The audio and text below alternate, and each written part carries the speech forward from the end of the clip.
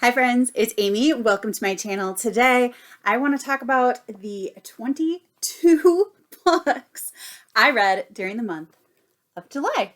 So let's get to it.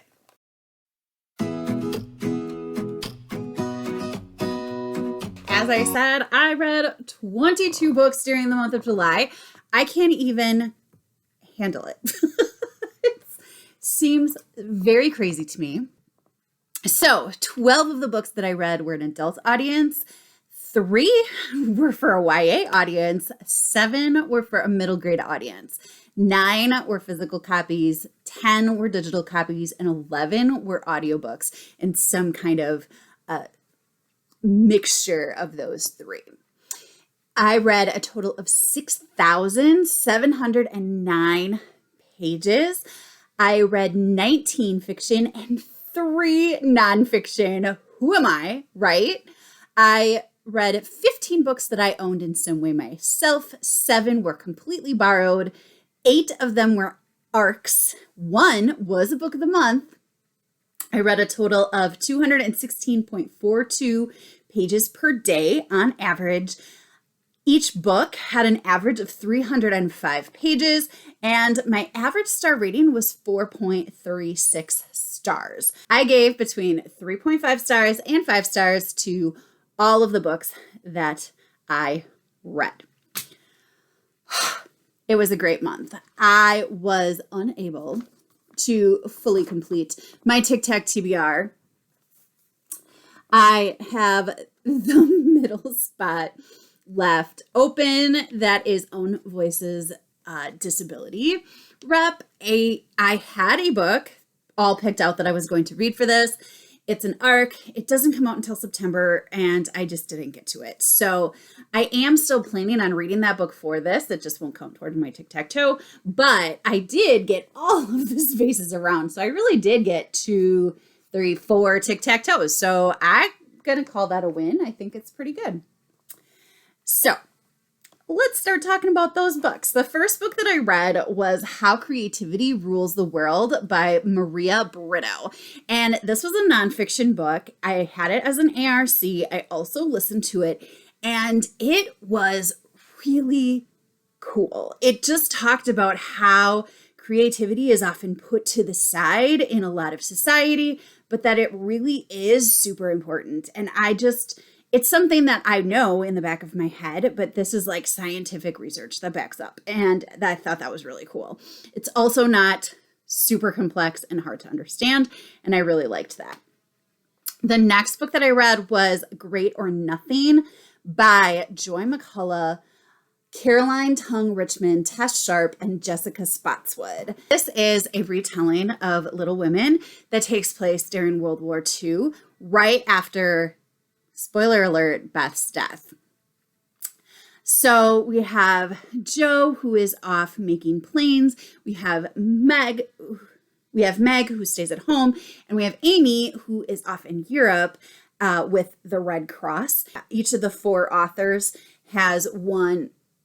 takes on their point of view and writes chapters from each of the March sisters, and Beth's point of view is told through verse. It's really cool. I really enjoyed that. There were different things that bugged me about it, but I really liked it. And that's YA.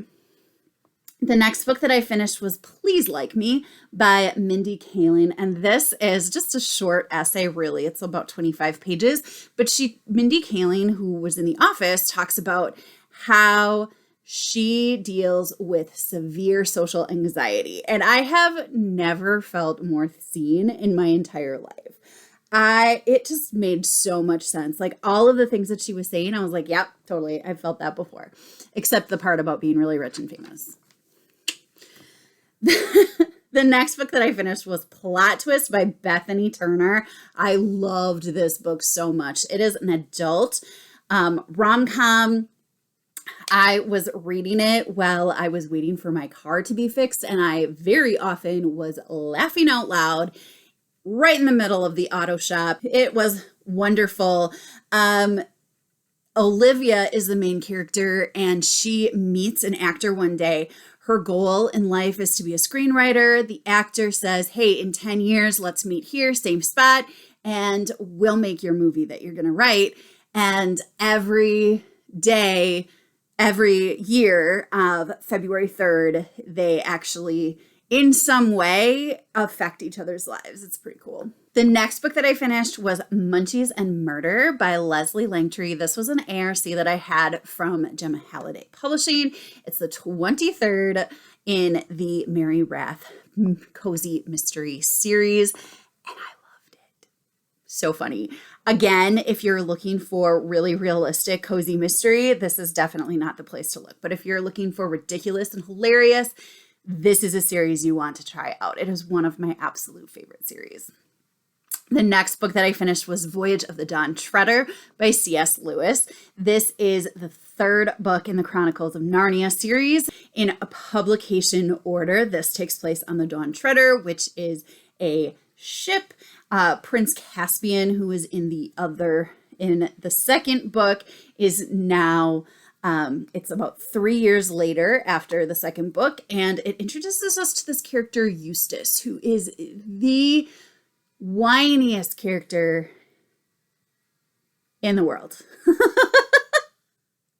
But I really liked it. It was a really fun story. Very whimsical, all that good stuff. The next book that I finished was 16 Candles by Sophie Jordan. This book I was recommended by Sarah at the Bookish Knitter, and it was just a hoot and a half. I really enjoyed it. This is a Regency historical fiction YA that is inspired by 16 Candles. The main character is Primrose, and she is the youngest of 4 girls. Her parents don't really want to deal with the fact that she's supposed to, be presented to society. So her birthday kind of gets forgotten. It's fun. It's fun. If you're looking for a cute little romp, this one's great. It's on Hoopla, and I enjoyed it. The next book that I finished was The One Who Loves You by Pippa Grant.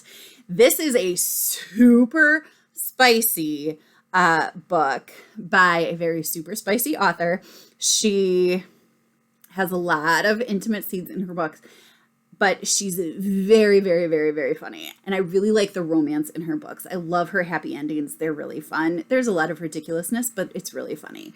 This book is a part of a new series that is very loosely connected to her other series of books. This one takes place in Tickled Pink, Wisconsin, which I'm going to love.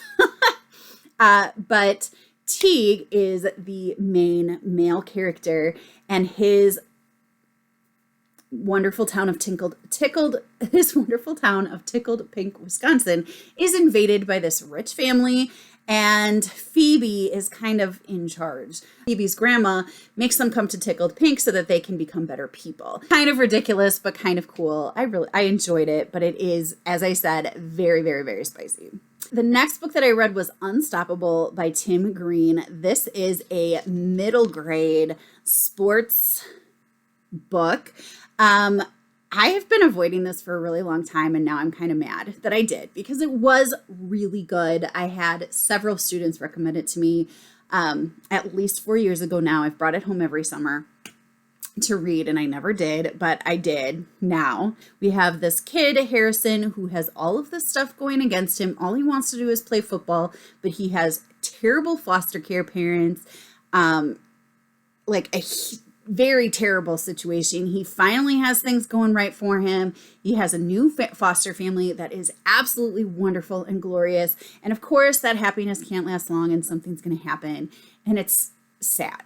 But I really liked it. I loved how hopeful it was. I mean, that's really what I like about middle grade books, is that they have this hopefulness in the backdrop of all their stories. All right. The next book that I finished was Tutus, Fries, and Dead Guys by Jennifer Fischetto. This is a cozy mystery. I had an ARC from Gemma Halliday Publications. This is the 8th book in the Gianna Mansati cozy mystery series. Gianna is able to see dead people, and she is often involved in figuring out their murder. In this one, there's this extra twist with the ghost that she is helping that is really cool. I really liked it. It was a lot of fun, and they're funny. I love the characters. The characters are great. The next book that I finished was Legacy by Shannon Messenger. This was my buddy read with Krista. This is the 8th book in the Keeper of the Lost Cities series. I don't really think that I can say much about it without spoiling a whole bunch, so I'm not going to, but I'm loving this series more and more every time I read it, or the further I get into reading it. So really excited to get to 8.5 within the next couple months. The next book that I finished was Treasure in the Lake by Jason Piment. This is a middle grade graphic novel that has Iris and Sam. They're 2 friends, and they discover something one day that is really fun where their lake was supposed to be.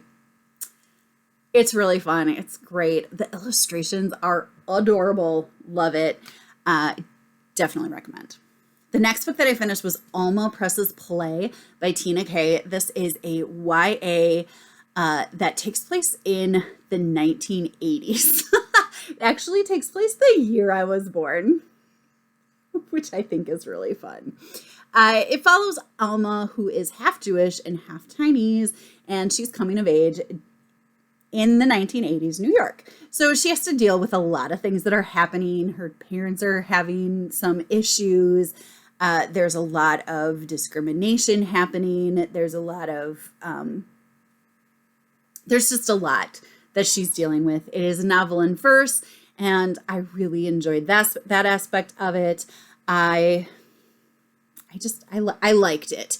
It was okay. It wasn't necessarily my favorite novel in verse, but I did enjoy all the references to music and candy and books from the 80s that were there. It was just kind of a lot of fun. That aspect. One thing I did not like, and that I think needs to be warned, is that the ending is super ambiguous. You don't really know what decision she makes at the end of the book, and that really bothered me. But it could really, really bother some people who are reading this book. The next book that I read was My Sister, the Serial Killer by Oyinkan Braithwaite. This book is a reread for me. I read it for my In Real Life book club. It is thriller. Basically, the main character, Corriday, finds herself in all kinds of moral dilemmas because her sister feels the need to murder her boyfriends. There is some really wry humor in here that made me laugh. Again, like I said, it's a reread for me. I kind of falter back and forth between 3.5 and 4 stars, but I felt like it was worth reading again, and I did. So I don't know. The next book that I finished was The Last Time I Lied by Riley Sager. Oh my gosh. I am pretty sure that this has now become my favorite Riley Sager. Granted, I've read The Home Before Dark and The Last Time I Lied. Now, I really, really enjoyed this one. Emma is our main character. 15 years ago, she was at summer camp and her cabin mates disappeared. And now 15 years later, she's back at the camp as an art instructor, and she's got to deal with this. And it seems like all this weird stuff is happening around the camp. It feels trippy. It feels unreliable. Like you don't know who you can trust. You don't know who's being truthful. It's crazy. And I loved it. I loved it. Loved it. The next book I finished was The Sweet Shop of Dreams by Jenny Colgan. This book I read for the Double Booked Co-Book Club. There's some mild spice in this rom-com. It's a little awkward of spice, actually. It has a dual timeline. We have Rosie, who's moving to a small town from the big city to help her aunt, Lillian, run her candy shop. And then we have the 1940s, I think, where young Lillian is running the candy shop that has been in her family for years. I enjoyed it. I didn't love it. It definitely was not my favorite romantic comedy of the month. I read a lot of romantic comedies this month, and this one was not my favorite. It was funny, and I liked the dual timeline aspect, but there was just some awkward stuff, and I didn't really agree with a lot of Sophie's decisions. But I really like how Jenny Colgan writes characters. I think she does a really good job of giving characters personality.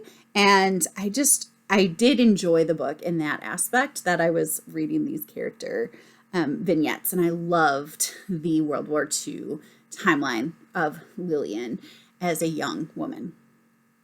The next book that I finished was XOXO by Catherine R. Beale. This was another rom-com. This was an ARC that I was sent by the author. I am in love with this book. The main characters are Xavier and Ophelia. Ophelia is a wannabe romance writer, but she's actually an accountant, and she decides to do something really romantic for her boyfriend, who is currently living long distance from her. So she goes to meet him or to see him, and she decides to document the whole thing on Click Clack, think TikTok. And it kind of doesn't go well, but in the process she meets Xavier, and Xavier and Ophelia kind of realize that a fake relationship might be beneficial to both of them in the wake of this social media disaster. I loved it. I loved it so much. I thought it was so funny. There were definitely parts where I had tears in my eyes. It was a lot of fun. So much fun. I really loved it. Highly recommend. The next book that I finished was Thirst by Varsha Bajaj. This is a middle grade. I had it as an ARC from NetGalley. Minnie lives in one of the poorest parts of Mumbai, where water is a very hot commodity. She has to wait in line every morning in order to get her allotment of water for the day. And it just really is something that I never thought of, that water could be so rare and valuable, honestly. It really takes a hard look at the water mafia in Mumbai, which the water mafia steals water and then scalps it, basically. It is a beautifully written story. Minnie is a wonderfully strong character. This is a book that I could definitely see reading to my students. The next book that I finished was The Silver Chair by C.S. Lewis. This was the next book after The Voyage of the Dawn Treader in publication order. Here, this takes place about 70 Narnian years after The Voyage of the Dawn Treader. It's about a year or so for Eustace. We don't have the other characters anymore in that, which was kind of sad. However, I think The Silver Chair is my favorite after The Lion, the Witch, and the Wardrobe. It's good. We have Eustace and a friend of his from school, and they get to Narnia, and while they are there, they are told that they need to rescue a prince from an evil witch. The prince, Prince Rilian, is Caspian's son, which really kind of has like a psychological effect on Eustace that is kind of sweet and makes me feel a little bit different about the whole character of Eustace as a whole. But it's really a beautiful, beautifully whimsical tale, just like the other ones.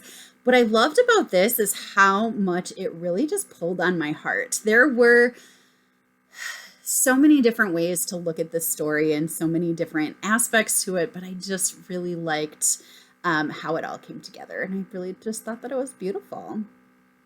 The next book that I finished was The House on Trad Street by Karen White. This is the first book in a paranormal cozy mystery series in which Melanie Middleton is a medium. She's able to see and talk to spirits. So this is, I guess, my second para-cozy mystery of the month. Didn't really think of that. But she is also a real estate agent. She hates old houses. She's got a lot of snarky opinions. I kind of was annoyed with her. As a character, didn't love her. Liked her more towards the end. She was a pretty good character.